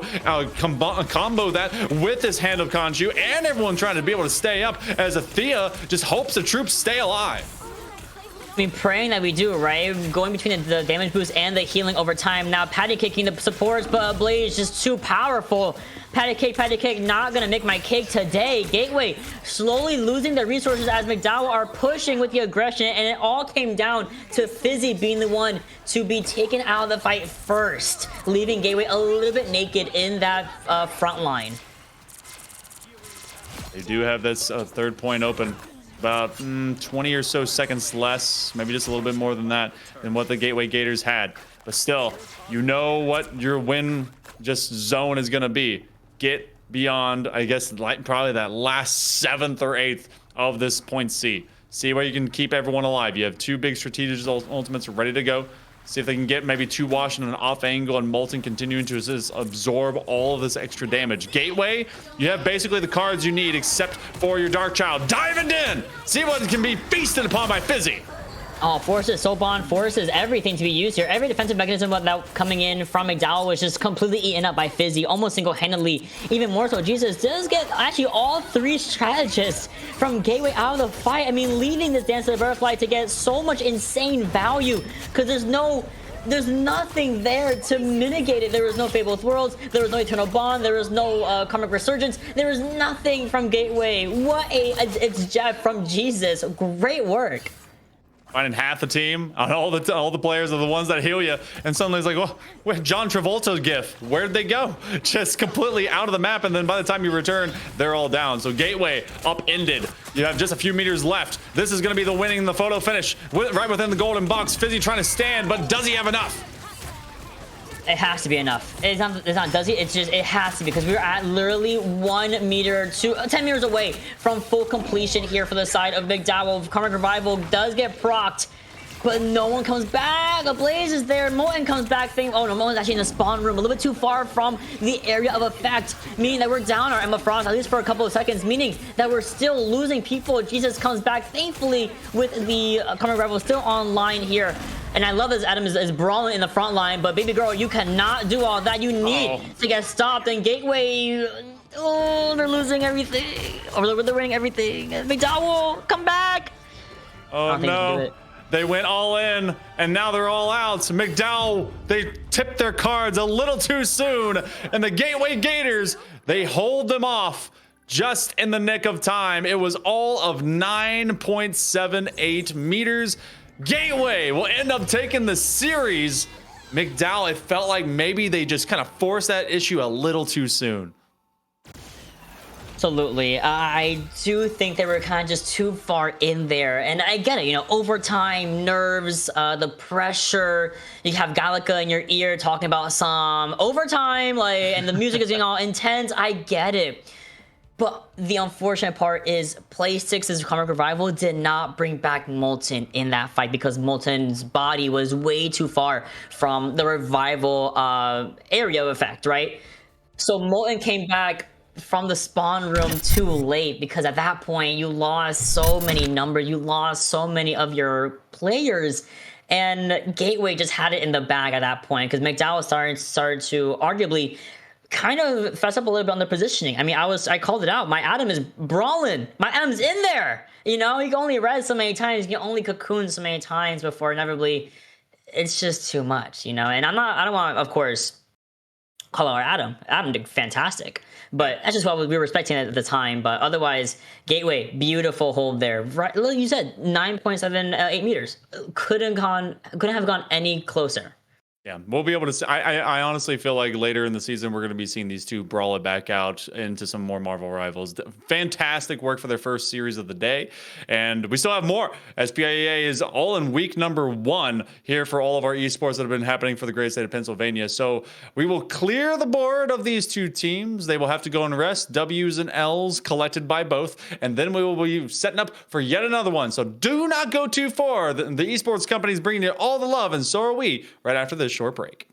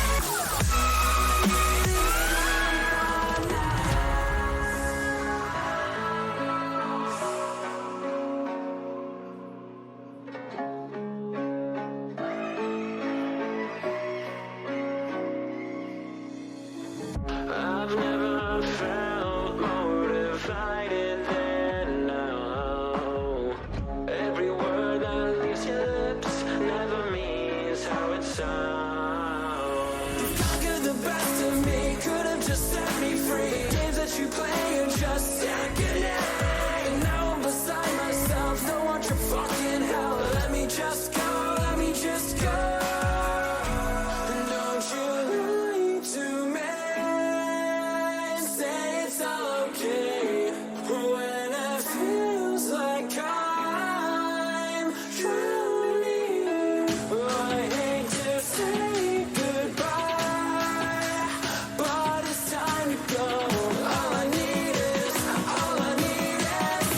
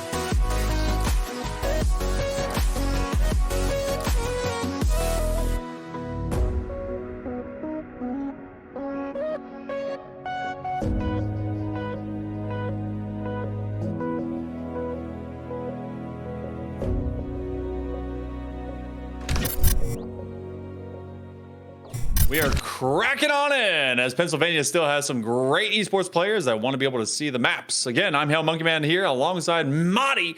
And Madi, that one was a party all the way into a game number 3 for a best of 3. But we will reset the table. We reset the tape. We're going to be seeing the Rockets from out of Spring Grove. They'll be taking on the likes of the Central Bucks South Trojans. So the Titans. My apologies, the Titans. So we'll see how this one pans out. We're going to the same maps to kick things off, and anything from what we saw from those previous teams that worked, maybe something that you want these teams to repeat or do better. Well, first of all, we'll have bans this time for our map one, which is really nice. And that is going to be Kakroa, right? So you have the Grove, you have the Cradle, you have these submaps that can kind of be played in very different ways, which is why I like Kakroa a lot, because it can show a lot of teams' flexibilities with compositions. And speaking of compositions, we saw a lot of value with Psylocke, with Human Torch's last round or last game we just covered. Jeff, surprisingly enough, had a really good standing, a really good leg to stand on in a lot of those matches as well, in team fights, especially the It's Jeff new ability where you leave behind a pool of healing.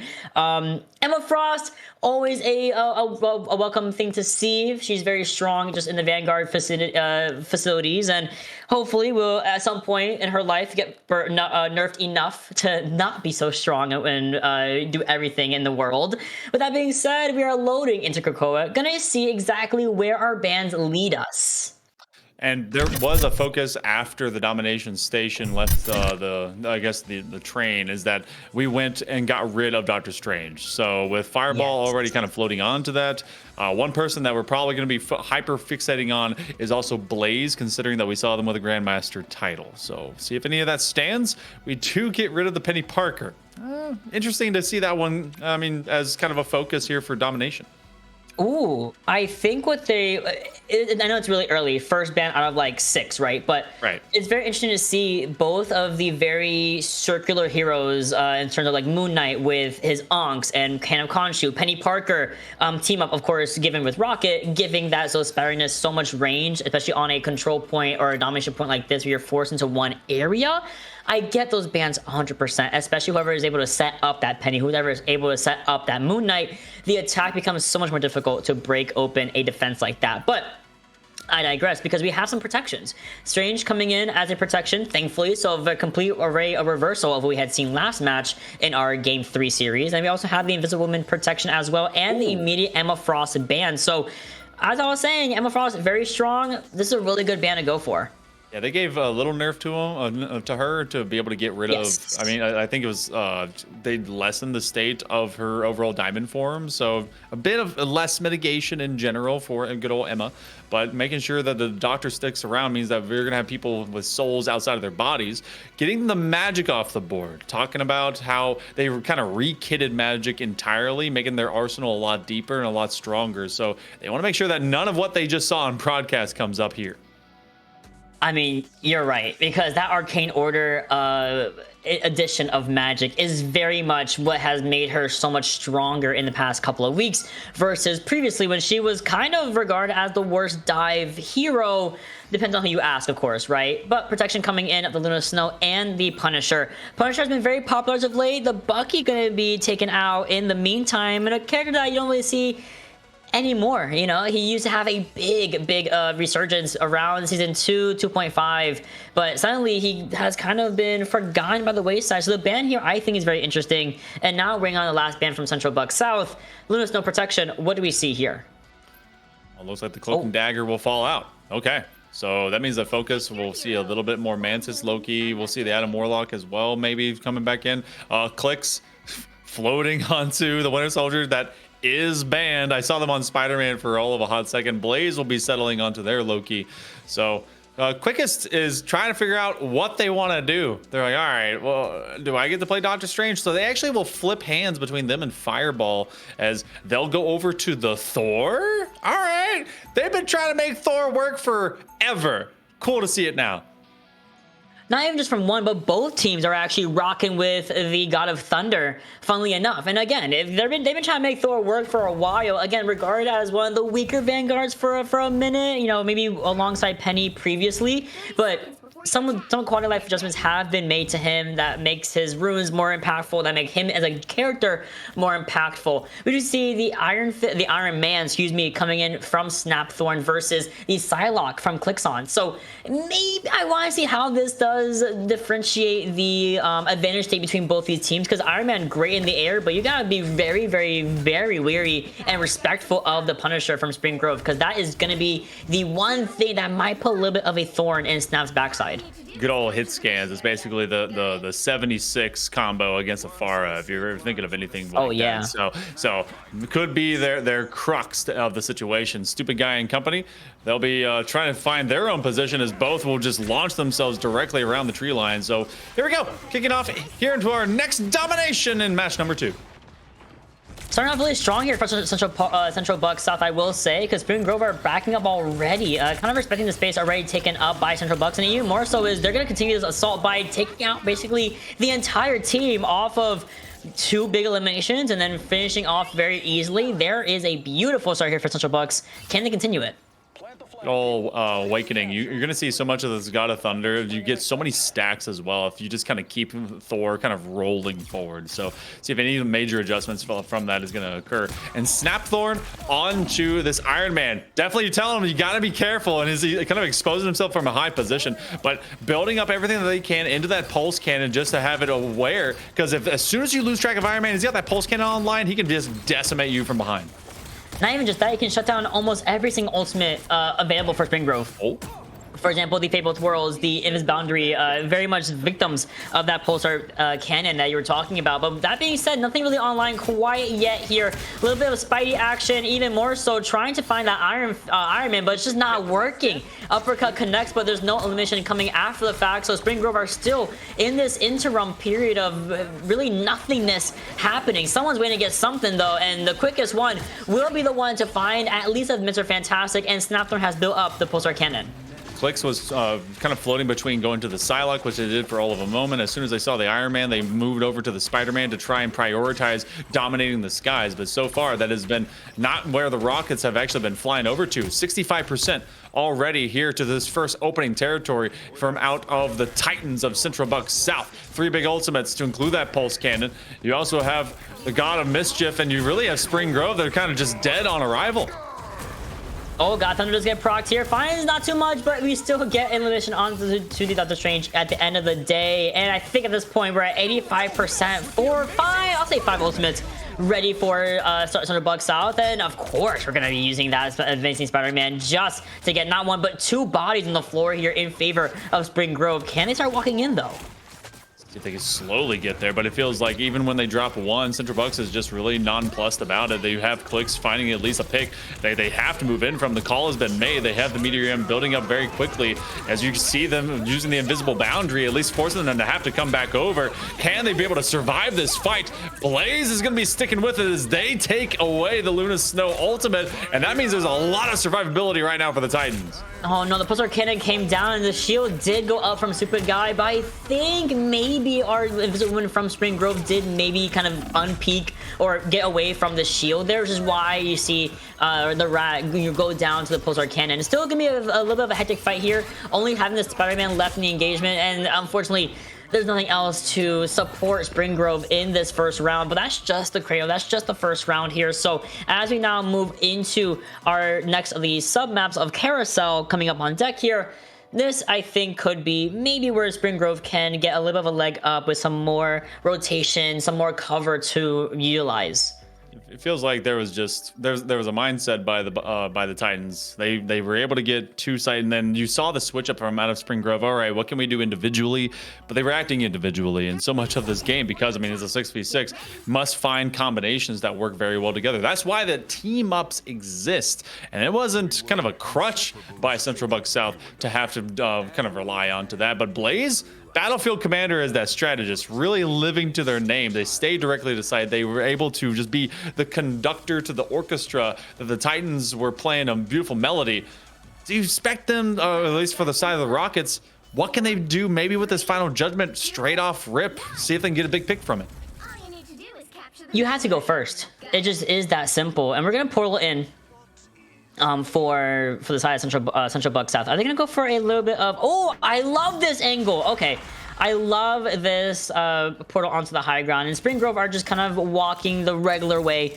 Seeing a little bit of a split between the Punisher and the rest of the team here. Also, clicks on no longer on Spider-Man, actually gonna be going over to the Wolverine. So the quickest one needs to be really careful with being kidnapped. And you can see the Academy in question, but we'll be able to get out in time. Logan needs to figure it out for himself as Spring Grove are now walking onto the objective. I need them to use his Final Judgment because we already have Augmod online and we have the God of Thunder. So that advantage that we were originally going to have here for Spring Grove is just not going to work. Final Judgment does get procced here, forcing out the shield, and the Dispel the Darkness is just enough to narrowly win that 1v1.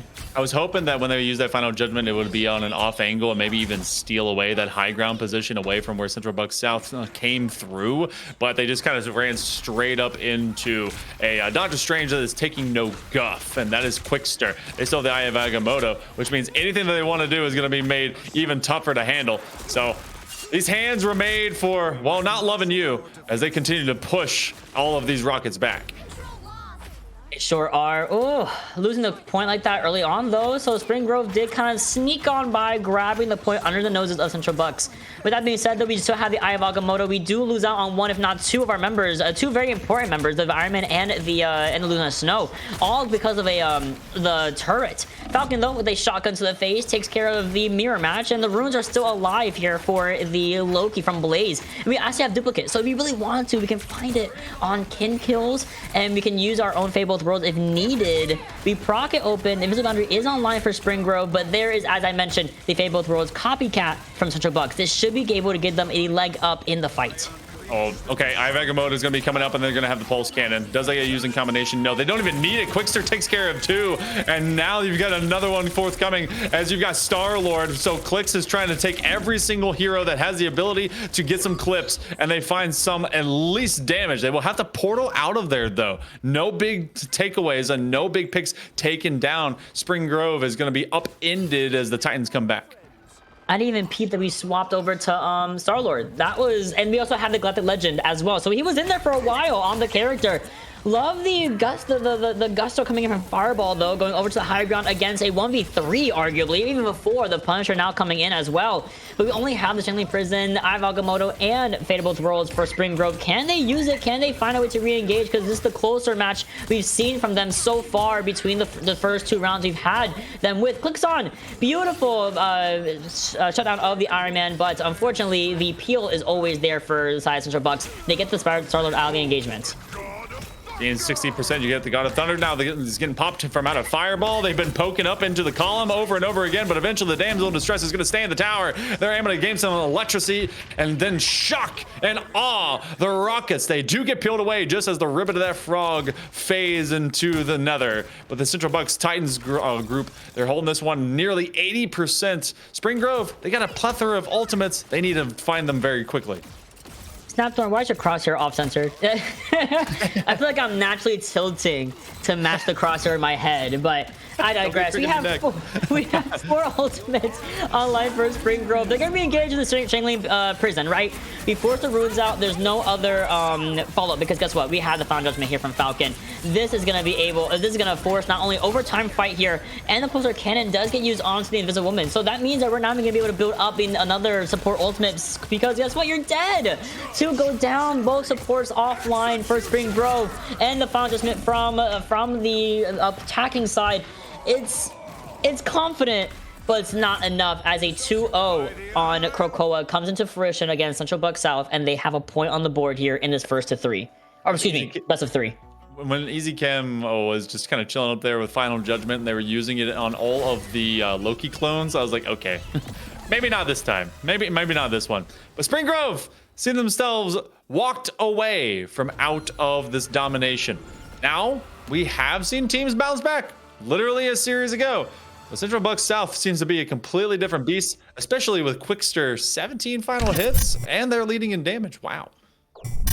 Oh, 100%. They are doing a fantastic job. And I think that Iron Man kind of playing without too much trouble, you know. And we were talking a little bit about the fact that there is a Punisher that was opposing the Iron Man, and you know, guy respect it a little bit, but it feels like maybe the attention is becoming too much to handle for Spring Grove. There's something always happening behind them, in front of them, side to side. There's always something happening, and someone's always going down really early in the fight. I will say though, there was a little bit of life coming back to Spring Grove on the second round of Krakoa, but comparing the Grove to that, you know, Central Buck South basically had it in the bag. The Grove was a masterclass, a 100% to none against Spring Grove, and thankfully Spring Grove brought it back to 50% to 100. But they still need to have a little bit of work, a little bit of tweaks on those bands, perhaps. Maybe wanted to take away some of those flyers, maybe wanted to maybe focus more on the flyers in their own compositions. Lots of things can always be adjusted. It can come into bands, it can come into just what characters you want to play versus what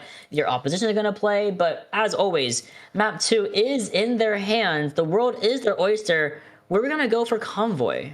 Ooh, I don't know where they're going to go with this one, but I feel like it can kind of answer, or at least kind of thought process to the bands that are forthcoming. Lock out the Loki. That feels like Blaze is just looking for some ability to kind of adapt, almost as if the game could be boring to them. Just, all right, get rid of Loki. Make it a little bit more straightforward about where you want to have your strategists. We're gonna go with Hall of Jalia, by the way, so that's gonna be a fun one. So to that level, we're going to see ourselves go at least over with the Intergalactic Empire of Wakanda. And this is one of my... I do like this Convergence map. It does has the aesthetic, I think, a little bit better than us going to Clintar, of all places. But... I don't know. Did Iron Man do enough to also prioritize getting them off the board? I feel like it was kind of when they needed them to work. Yeah, that's why I mentioned maybe it's more about what characters you want to play rather than going for specific bands. And I do think Hall of the Jalia might give a little bit more leeway into what you want to play here, only because, first of all, fundamentally different than Domination, of course. Only the first part is Domination-esque, but otherwise you're pushing an objective from point B to point C, right? So with that being said, with Hall of the Jalia on the board here, you can play a different comp on first point and then a different comp on second point and third point. And we've seen that, especially on Clintar, for example. A great example is the Penny Parker and the Rocket team up was great on that first round. Only for a little bit, to be fair. I digress. But it has some, you can do almost the same thing on Hall of the Jalia. You can play Hulk and Namor and use those squids to flush out off angles, especially from the upper high ground area that has pretty good access to the attacking Black Panther, to an attacking Psylocke, even a Phoenix, even a Hela. A lot of these kind of flank-esque characters that could take angles. You can mitigate that a little bit with your defense phase, which, speaking of, looks like we are seeing our team swap sides. So it looks like we will see our Spring Grove, they're going to want to attack first, or excuse me, defend first, and then Central Buck South, they're forced on the attack. So that means they're going to know exactly what they got to do for the defending side. I mean, Spring Grove, the answer is going to be right now. Rockets cannot let them get a full cap on through this convergence, and it would be so beneficial if they could be able to stop them at least, or burn so much time here to this first opening point. It is a lot easier said than done. Quickster looked just untended to, even onto that Doctor Strange, which I would have to think might be coming up here soon. But we'll see how the band pick phase goes first. So let's prep for this one. I'm already seeing some Black Panthers get floated. That's what I'm saying. This is a really great map. I mean, you have hometown advantage, of course. Wakanda, Black Panther, of course. That's just a natural advantage by default, right? But on the back end of things, Black Panther is great. Any flanker, Psylocke, Black Panther, Magic as well, all fantastic on Hall of the Jalia because you have, again, really easy flank points, whether it's the low ground staircase or whether it's the high ground upper area with the window, right? With that being said, we can also not go for a teleport right off of the rip because we have banned out the Doctor Strange and there's a ban on the Moon Knight. So that kind of area effect, the Hand of Khonshu that gets built up extremely early, the Onks that can put a lot of pressure on your back and your front line will be out of the equation. Protecting the Cloak and Dagger and protecting Loki, though, I do like seeing a little bit of variation in that support line, especially with Cloak and Dagger now back online. And Loki obviously going to be probably just kind of placed away if Blaze wants them or otherwise. But seeing, Doctor Strange being taken out, they saw Quickster, they hated Quickster, and they knew Quickster was going to be their prerogative. No Spider-Man to try and kind of swing on them from around them. So they have an idea to make sure that no one is going to abuse from all the way to their back line. And Luna Snow off the board, trying to do something different. And I feel like they got rid of the Spider-Man because they wanted to just take away one of the toys from out of Clix's toy chest. Oh, for sure. I mean, and Clixon, you can already see, was already hovering over Spider-Man in the pre-phase, in the pre-fight, right? So with that being said, I love to see a lot of these bans and picks are opposite of what we had previously seen. The Luna Snow was protected earlier, the Cloak and Dagger was banned earlier. Now we also see the Bucky online alongside the Punisher. In season one, this would have been a fantastic thing with Rocket Infinite Ammo, but I still miss it. Miss it every single day. Oh, bring me back. Either way, last bands coming online for both Central Bucks and Spring Grove. Central Bucks, though, I love these bands. I love these picks. I think that they have merit. They have reasoning behind it. Last band going to be Penny Parker. Kind of inadvertently banning out Pierce Gnome's pick here before even really knowing about it. But it's a really good, defensive ban here. Make sure you don't get called out by Penny Mines or anything like that on the first point. Getting rid of at least 2/3 of what we saw plentiful thereof on the field. And I think actually all three that from the side of Spring Grove they saw as priorities to just get out of the way. But apparently the Loki is not something that they're going to be all too chuffed about. Fireball has switched over to the Thor, and they're staying on the Thor. They're going to be dueling against Pierce Gnome. We'll be chilling with that as well. Nothing too out of sorts, but with the Emma Frost coming back and available, I mean, if the Quickster wasn't already a bully onto that Doctor Strange, I've got to feel like that this one is going to be even more so. It's gonna be no different, right? Because Emma Frost in of herself is a bully type of character to your divers, to your brawlers, to your pokesters, to everybody. If you're in her way, please move. Just move out the way. And that's all she asks, is get out of her way, give her the point, and let her win at the end of the day, right? So you're right. I'm a little worried to see how Spring Grove are going to mitigate the problem that is the Quickster, especially on such a well-rounded character. However, I do want to mention this. We have Magneto, great against a Punisher, great against so many characters. Again, really great rounded Vanguard. And we have Groot. This might become a little bit more difficult than Central Bucks has anticipated. Setting up the turret, aim for long range, see if they can just kind of spray and pray the day away. But Central Park South also has themselves prepped to maybe go for that straight line attack. They're going to go through that opposite angle off to that right side of this main lane, and they do at least challenge them from open and just kind of this main push. But Central Park South, with the Groot not walling this off, they're going to catch him from behind.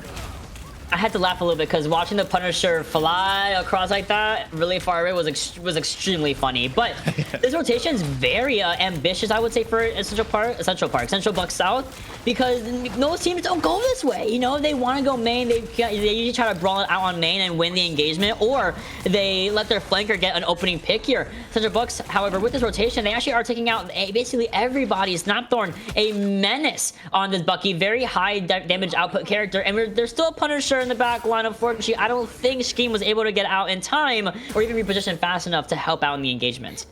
Yeah, that ends up being Spring Grove just kind of caught up main lane. They thought they were going to be brawling, and then ends up they just put on a dolly and just kind of turned away. So the Rockets taken out of sight and out of mind. And Central Bucks South simply make this an easy venture. They will open up the cart. The Panther will begin prowling, and they're not going to waste time though. I do see Spring Grove not wanting to give any extra extension over to Central Bucks South. The Titans feeling like that they had to really kind of prove their muster at this moment, and Quickster is not one to back down.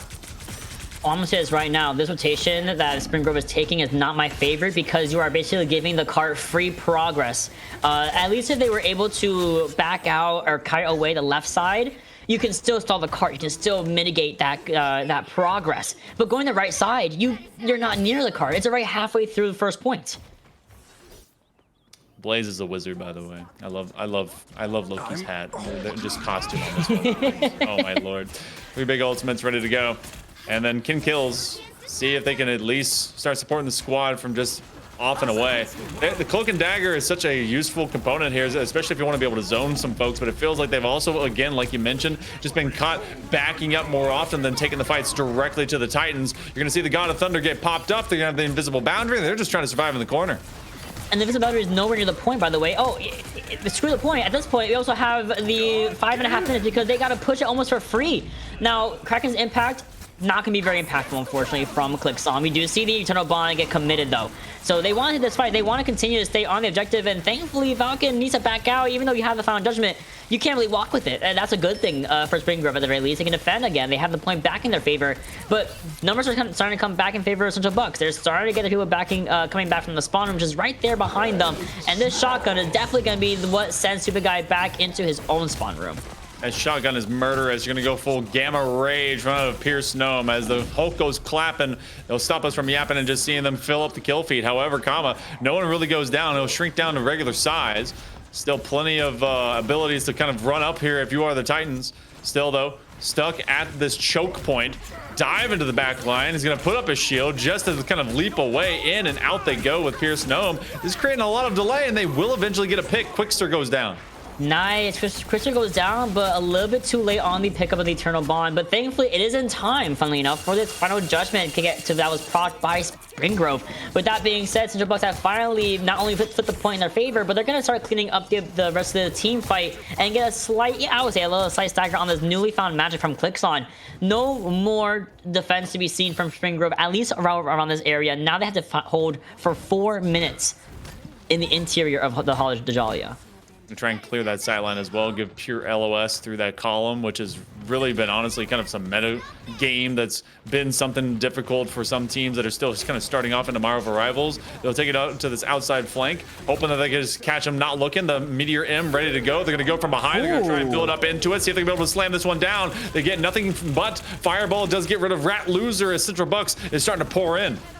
Oh, Super Guy is getting a little bit too tunnel vision onto that Bucky, though. You can see how far his health pool is going down. The stun comes in, and the elimination following through from Fireball will be the one to basically punish such a narrowed vision elimination that we were itching for from Spring Grove. But Eternal Bonds have been exchanged from Central Bucks South alongside the Final Judgment. So this could be a reversal. This could be another way to send Spring Grove even further back in this defense phase. Oh, Dark Child? That's not going to happen. Not on these parts.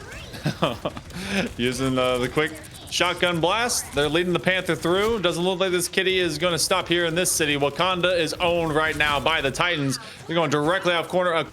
Quad kill from out of F-16C Falcon, and they are flying high so fast, so quick with the Central Bucks South squad. So they had 3 minutes on their clock. Spring Grove, this is going to be about survival.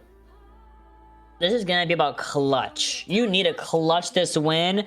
Ideally, if you're Central Bucks South, you are looking to full hold here, 100%, right? That is the name of the game, especially when you have such a cushioned time bank in overtime, right? That's fantastic. Spring Grove, though, something's going to change. Whether that is maybe the Hawkeye, could be something. Yeah, that one-shot factor is spectacular to shut down early Eternal Bond, shut down early, of course, duplication as well from Loki by default. Otherwise, there has to be some sort of answer to the Bucky, to the Punisher, and the Magneto is something that is typically used against the Punisher, especially during the Final Judgment. But I don't know. It's a struggle to figure out what Spring Grove can do because the comps that they're playing aren't necessarily wrong. They're not incorrect. These are comps that are played in all levels of Hall of Dahlia, in all levels of Marvel Rivals play and competitive play. Maybe it's just a mechanical. Maybe it's just the rotations are not fast enough and you're not going fast enough. A lot of different factors. So they got to figure out what it is in the next 10 seconds. This is definitely a team that I feel like they're going through some growing pains when it comes to the first season right now that we've had a PIA with Marvel Rivals. It's an injection that I've seen at the high school level starting in last spring when I was doing some other conferences. And you see some players that are ready to go. They've already been playing it for a while. Some squads that are like, okay, well, we gotta get used to this. This is gonna be different. Some of what they were doing in terms of just regular rotation felt like they fell away from one another, an apprehension to go into the fight. When things were a lot better for them is when there was no fear. And you're seeing a lot of no fear here as Clicks is like, look, come on squad, we're moving forward, walls up. I love that aggression. We gotta be back out. Okay. Oh, I saw 300 to like 100 in 2 seconds for that poor old Groot. But with that kind of release, with that backing up from Spring Grove, that allows Central Bucks to walk in. They get 2 eliminations under their belt, not 1 because the Rat Loser will be able to cocoon ourselves. And then we get eliminated almost immediately by Snapthorn, who's already halfway to the Kraken's Impact. Fireball, mind you, 60% to the God of Thunder. The quicker one as well. The Quickster, it's 80% to the seduction. Are you kidding me? So fast, so furious, so non-stop, and they're all already about to be there. As you see stupid guy onto the Rocket Raccoon, and so they're just keeping them all shielded up and all good to go. Central Bucks South, full defense, mowing them out, but this stupid guy trying to just release the beast as they're gonna have at least a psionic seduction. They're trying to put them a wall between them and death, but they're all being guided forward, and that's where they'll be baited and possibly pushed down. Ooh, Strangling Prison, but the runes make sure that you do not get any more value, unfortunately, with the Strangling Prison. Spring Grove basically not even backing up. They're forced back into their spawn area, whether they like it or not. But they do have ultimates to work with. They have 2 strategist ultimates. They have 3, excuse me. Karma Revival also strategist ultimate online here, and Meteor M. So when Falcon procs his Final Judgment, which of course we will at some point, maybe Pierce Gnome can maybe mitigate it. Ideally, give a little bit of hope to Spring Grove. Maybe that's if they decide to pop that in separation. They're like, all right, you do this, so do a little bit of rock paper scissors. We'll make them work for it. But still, I feel like Central Bucks South is also a little bit smarter, and they might be just forcing them to have to go up into the God of Thunder instead. Fireball in the gang will be resting here. That's gonna be the Meteor M used almost immediately. They get nothing from it. They do get a bit of splash damage, but Spring Grove, it seems like they're being taken down left and right. Minute half left, by the way. Meteor M used early to try to at least get a kill onto the opposing Eternal Bond that was being used by Central Bucks South, but I think the Lord was kind of chilling the entire time, had cloak form as well to mitigate that any sort of damage output from that Meteor M. Also, we still have Falcon and the Kraken's Impact online here for Central Bucks, and they're walking up knowing they have these big high damage output ultimates ready to use in the last minute of this Hollow Dahlia map. I would not be surprised if we suddenly see a mosh pit happening right in front of the doorstep of Spring Grove. They're going to try and heal themselves through this one. They're all the way into that backline, and it is just an extension of damage and death from out of the Titans onto the Rockets. Clicks is just a few steps away from trying to get their final judgment and seeing what they can do from the top angle. You do get at least one nice shot. Fireball goes down. That's beautiful, and we're also using the CYA machine here, but the Final Judgment will be the one to at least mitigate the CYA machine. Everyone backing out again. A 2K comes in favor of Central Bucks South, and you want to know what? Let's why not use the Kraken's Impact. 1 goes down, 2 goes down. Judge, jury, goodbye, says Snapthorn. A 3K can be a 4th. Bubble gets used. Is there any care? There will absolutely be none. Now with Snapthorn leading the fray. Snapthorn looking like he's got an Elder Dragon buff, and they're trying to do it again. Just as they step from out of spawn, Spring Grove and these Rockets are exploding on the launch pad. The Titans, they've got one more ultimate, but they got plenty of time, and that is not the same from out of Spring Grove. Trying to launch themselves onto site. Can their Venom even get there? It's seconds remaining. They're not going to have a chance. Tiptoeing just off tiles. Central Bucks South. They 2-0 this series in dominant form. And that's the power, right, of a cohesive force like that from Central Bucks. They had responses to everything. They always had an ultimate online. They were really good at cycling their ultimates as well. And they just had really good rotations and good tempo in their favor. They basically had everything you want in a team fight. Every single time. Now, there were some good, shining moments from Spring Grove, right? We have Extreme coming in on the Hawkeye, got a little bit of a leg up for this team here, but otherwise, it was again answer after answer after answer. I'm going to use my Final Judgment for the CIA machine, then I'm going to use the Kraken's Impact while they're walking back from spawn. In fact, we're going to get stagger kills with that as well and waste their time, and waste the time they did. Central Bucks taking the 2-0 with grace. Oh, they just, you know what? When you know you're good, you don't have to flex it any harder than what we just saw a moment ago, and doing it without having to, be any toxicity. Simply being great and simply showcasing the skills and what this team can do when put together. So that's a great 1-0 for Central Bucks South to be able to round us out through a 2-0. We went to game number 3 in our first one. It was a banger. This one, a little bit on the opposite side. Still, lots to learn for both these squads as they go through the season. But week 1 here, Marty, comes to completion, as Thursdays is the end cap here for PIEA when it comes to Scholastics, their fall semester. So we went through Overwatch, Rocket League, Valorant, and now Marvel Rivals for the end station. Got to give some love and shout out over to High Tech Low Life. Final thoughts here, Monty, as we round out the week and get ready for week number 2. We have one more thing to announce, and we have been talking about it the entire last couple of broadcasts, and that is Land of Steel. Yeah. Of course, it is a little offline event over in Pennsylvania, and well, of course, Pennsylvania, but it's a fun one. Please look up for some more information. It's a free event, at least to watch, to spectate, to walk around in for entry purposes. If you want to compete in any of their games, I believe they have Smash Bros. Ultimate, they have Rocket League, they have a bunch of games available. Those have a very small entry fee of $5 plus tax, so it comes down to around $7 and some change. Definitely affordable for the local college student. Most of us, at least. And at the very least, if you maybe can't get into any of those games, there's also giveaways. There's raffles being done at the Land of Steel that are giving away PC parts. They're giving away gaming equipment. They're giving away an entire PC build.